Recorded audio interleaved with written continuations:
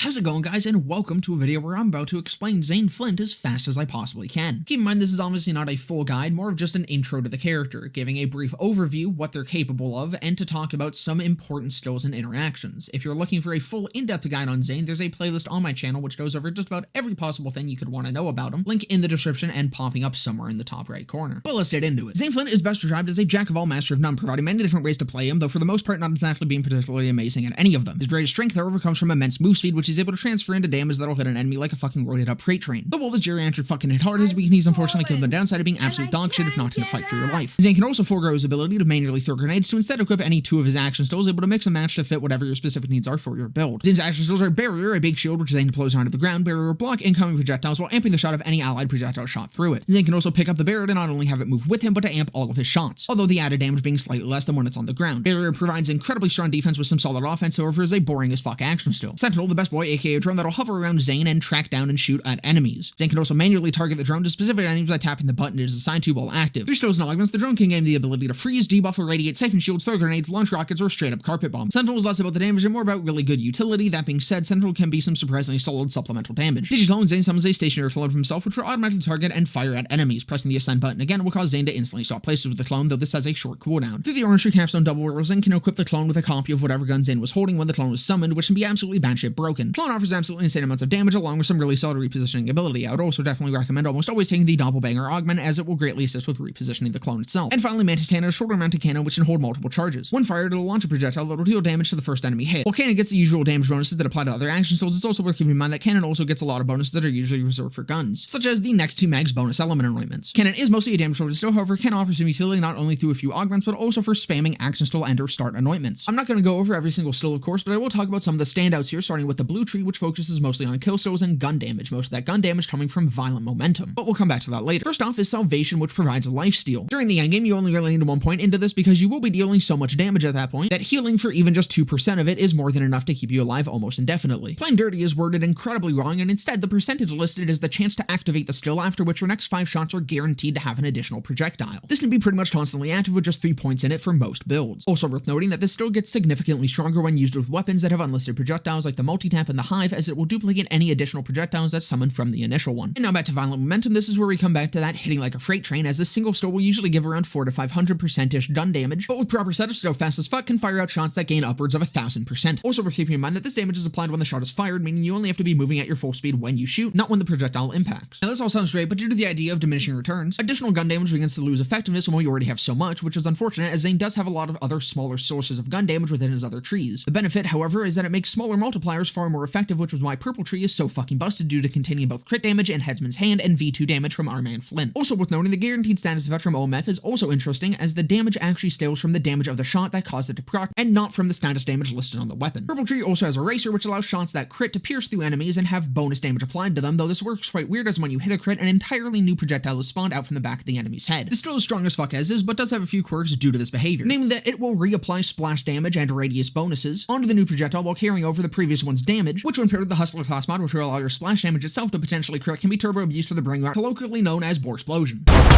Orange Tree is mostly for playing with and around Digiclone, though also does contain ways of throwing grenades automatically. Duct Tape Mod can also allow for Zane to avoid his own splash damage, though does not prevent dot effects from being applied to himself through that splash damage. Other things to note is Old U, which is fantastic for avoiding his atrocious fight for your life, Boom Enhance, which is just a massive buff to Clone, especially when used with 2 points into pocket full of grenades, and Double Barrel, allowing Clone to just do some of the most heinous shit imaginable with any of the most disgusting weapons in the game. And finally, Green Tree.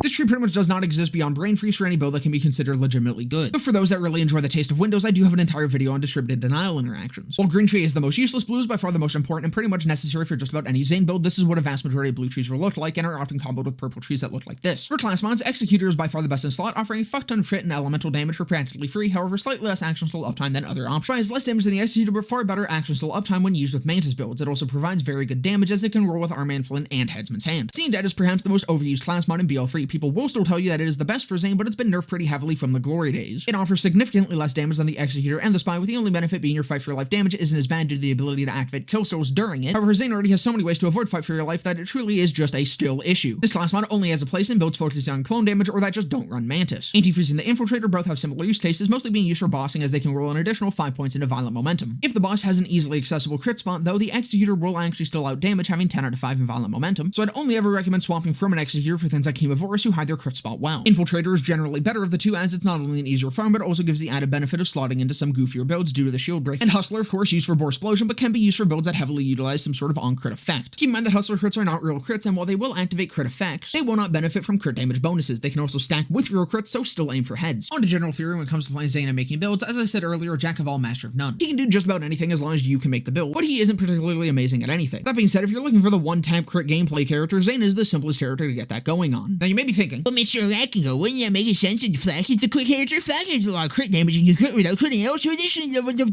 Shut the fuck up! Violent Momentum, Headsman's Hand, Armand Flynt. With the massive gun damage you get from Violent Momentum combined with those multipliers from Headsman's Hand and Armand Flynt, as long as you have a few hours in Titanfall, Zane is the premier when it comes to sniping. Not to say that it's his only playstyle, as he also has incredible synergies with fast-firing weapons as well. So why am I bringing this specifically up? Well, as I said, Zane makes his playstyle the easiest to get up and running, which means it's perhaps the one thing that could be argued that he's better at than other Vault Hunters. Sniping builds with Mosin and Amara are generally stronger and even easier to play, but they take more effort when it comes to actually getting the build set up. But it does also go deeper than just the specific kind of build, as when it comes to late game raid bossing, Zane's only real option is to one-shot the boss, as his entire existence hinges on building up massive damage and blowing his load onto the face of a big beefy fella. Building with this and reasonably done most of the time by Zane himself without any stars to align is either through abusing Borsplosion or Hollow Point. The other option is digital shenanigans, but Clone is a bit too complicated to fully explain here. Just know he scales off a lot of different damage types, gets really good at mayhem scaling, and can use a variety of incredibly busted guns, which of course all get the scalings when in his hand. This also means you can apply the Guardian Angel effect onto other weapons, meaning Clone pretty much turns Zane into Salvador's offhand. I explained Borsplosion earlier, but keep in mind that if you're using this, you need your target to have walls nearby for the eraser shots to impact and explode on and potentially chain more. Hollow Point is far simpler, but does rely on having other enemies in the arena, which luckily all the bosses that you're pretty much need the strategy for, aka the true trial bosses, do have. Simply have the Hollow Point Guardian rank still unlocked, bring a smaller enemy close to the boss, build up your load and spray it right onto the head of the smaller guy for a Hollow Point to trigger off of it, which double dips almost every damage source and gets 32 times mayhem scaling for some reason, which is guaranteed to kill literally anything in this game. So while you can build Zane however your blessed little heart desires, when you get down to it, in the end it's all just rocket launcher, toboggan, and abusing Gearbox's lack of foresight. Holy fuck, that was a pain in the ass. Thank you guys so much for watching though. I hope you guys enjoyed. If you did, definitely consider leaving a like, comment, subscribe, all of that. Down in the description will be a link to my Twitch channel where I'll be live right after this video goes up, and just below that is a link to my Discord server where you can come and join and hang out. But with that all being said, I hope to see you guys in the next one.